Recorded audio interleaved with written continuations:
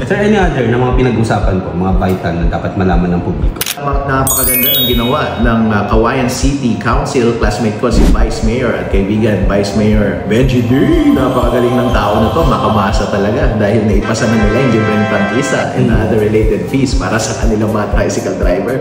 Love na love siya ng masa at tricycle driver dyan sa Kawayan City. Dito sa ating bayan, dinefer ko muna kasi alam naman natin, nung umpisang try natin ay naramdaman ko talaga na walang ang ating council para dito sa measure na ito. Pero magandang development yan dyan sa Kawayan. It only proves na gusto ng taong bayan at ng mga toda ng mga ganitong mga patakaran na libre yung prangkisa.